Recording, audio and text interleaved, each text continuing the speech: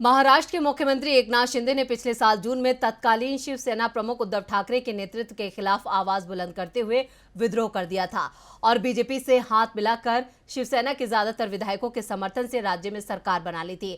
वहीं अब एकनाथ शिंदे के करीबी विधायक ने दावा किया है कि कुछ विधायकों ने मंत्री पद पाने के लिए सीएम एकनाथ शिंदे को ब्लैकमेल किया था।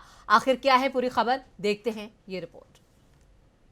महाराष्ट्र में पिछले एक साल से राज्य की राजनीति में बड़ी उथल पुथल देखी गई। सबसे पहले शिवसेना में बगावत हुई, इसके बाद शिंदे गुट और बीजेपी ने राज्य में सरकार बनाई। इस सरकार के एक साल पूरा होते ही एनसीपी में फूट पड़ गई और एनसीपी का एक धड़ा सत्ता में शामिल हो गया। इससे एकनाथ शिंदे के कई विधायकों को तगड़ा झटका लगा क्योंकि उनके हिस्से के कुछ मंत्री पद एनसीपी नेताओं को मिल गए, जिससे शिंदे गुट के कई विधायक खफा हो गए हैं। जिसके बाद महाराष्ट्र के सीएम एकनाथ शिंदे अब तक नाराज विधायकों को शांत करते नजर आ रहे हैं और अब हाल ही में उनके करीबी विधायक भरत गोगावले ने दावा किया है कि कुछ विधायकों ने मंत्री पद पाने के लिए सीएम एकनाथ शिंदे को ब्लैकमेल किया था।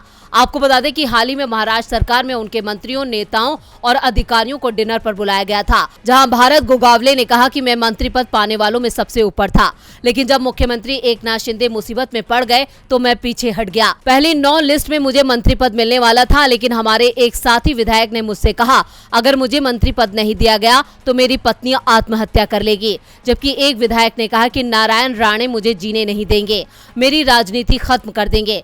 तीसरे विधायक ने कहा कि अगर मुझे मंत्री पद नहीं मिला तो मैं शपथ ग्रहण समारोह के तुरंत बाद इस्तीफा दे दूंगा। इससे मुख्यमंत्री एकनाथ शिंदे मुश्किल में पड़ गए, इसलिए मुझे अभी तक मंत्री पद के लिए इंतजार करना पड़ रहा है। सीएम एकनाथ शिंदे के पास ब्लैकमेल करने वाले इन नाराज विधायकों को मंत्री पद देने के अलावा कोई रास्ता नहीं था। उन्होंने कहा कि जब अजीत पवार और उनके विधायकों को मंत्रियों के तौर पर शामिल किया गया तो मुझे कहा गया था कि मुझे अजीत पवार के साथ शपथ लेनी है। मैंने इंतजार किया, लेकिन किसी ने भी मुझे शपथ लेने के लिए नहीं कहा। डीबी लाइव की रिपोर्ट।